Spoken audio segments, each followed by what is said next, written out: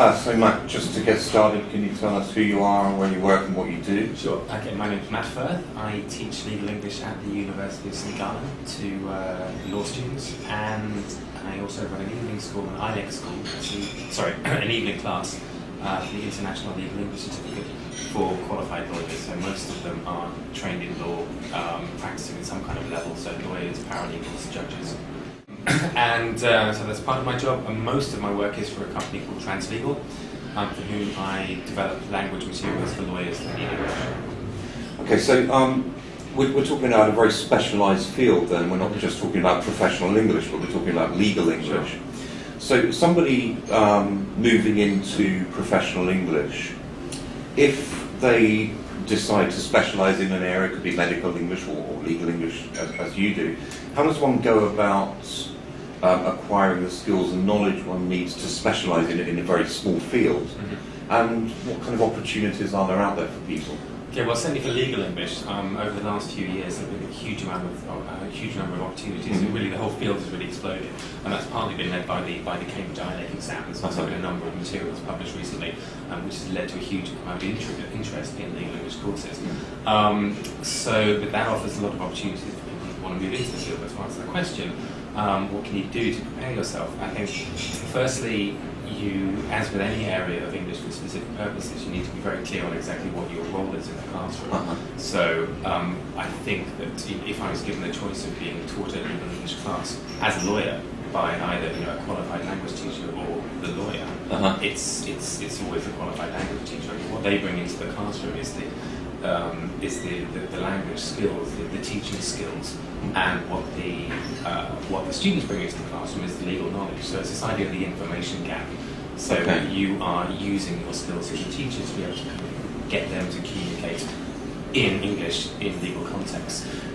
So you don't need to be an expert in the legal world. No. But obviously some knowledge is going to be helpful. So you would have to do some basic reading around. Sure, I think, again, with all areas of ESP, I think it's probably good for us to know a certain amount about the subject area, and I can't imagine wanting to teach legal English without some kind of interest in law, but it really is a very interesting subject. So, as with all areas of English, I mean, if you're teaching a general English class, normally if you're using a course book, there would normally be typically, the course books would be arranged, would be a kind of topic-based course book. You would read around the topic, you'd be familiar with the materials that you're going to teach. Typically teachers' books offer a lot of sort of support and extra explanations, and that's the same with the legal English materials I'm using.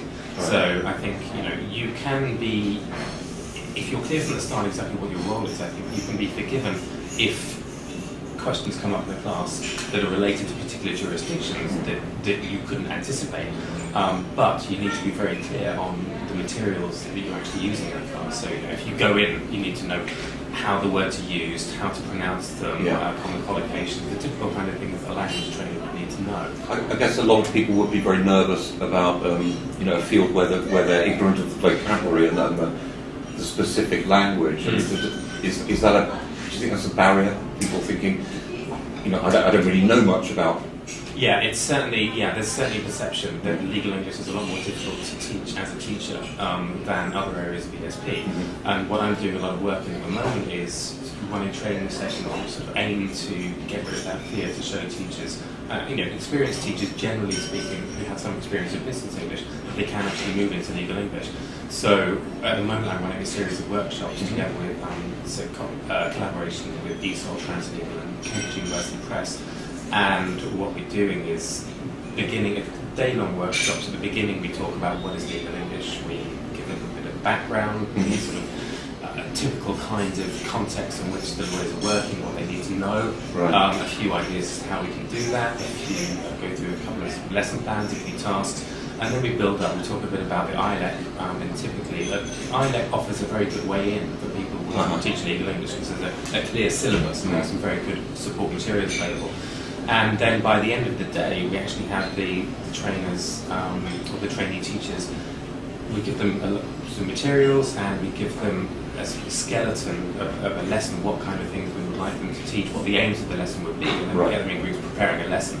And it's always fantastic when at the end of the day you've got groups of teachers that are actually presenting 2 90-minute lessons, and you can see that they've lost their fear, they really feel at the end of the day that they can actually really consider going in and Right. teaching an English class.